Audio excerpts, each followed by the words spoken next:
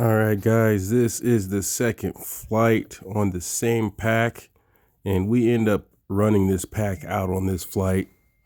I should have put the earpiece in so that I could hear the motor, because this does have audio.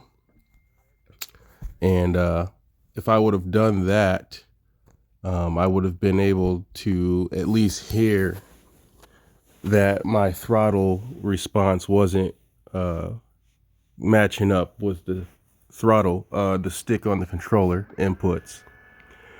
We were able to safely land it, but we landed the battery at 1%. I was able to let that battery cool off, and I did get the battery charged back up, so the battery's still good, even though we zapped it to like 2.8 per cell or something. So I can't wait till I get my SNL Plus flight controllers in.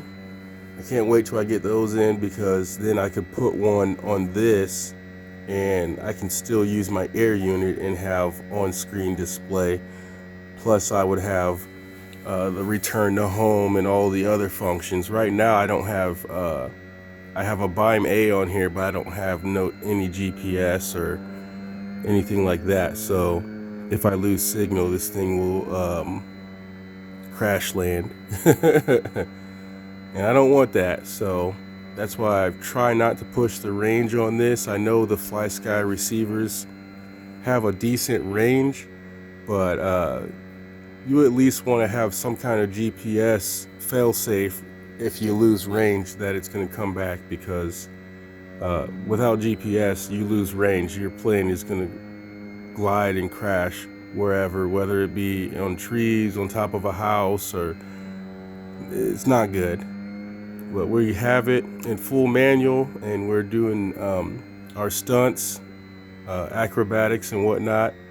And I think this is kind of what zapped the battery, because you have to throttle up in order to do the acrobatics, whereas when you're cruising, you can leave your throttle at, I think I was leaving the throttle at about 20 to 30% throttle to cruise, but obviously I was going full throttle whenever I wanted to hit these acrobatics.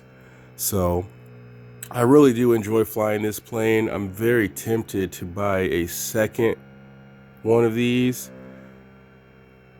and make a 6S version, or I might just swap the ESC out of here and make this a 6S version. But I feel like this is flying so good, it doesn't make sense to change what's already working.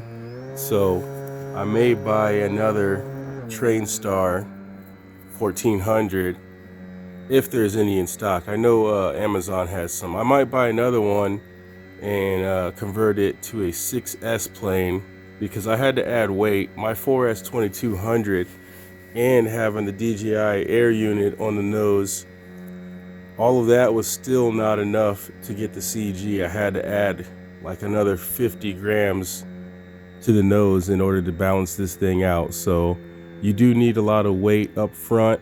I'm sure a 4S 3300 probably would have balanced out a lot better, but I don't have any of those packs. I only have the 4S 2200. So as you see, I flew around the whole school, and you look how smooth. It's really windy and gusty out today, but look how smooth this is. There's no stabilization on this footage.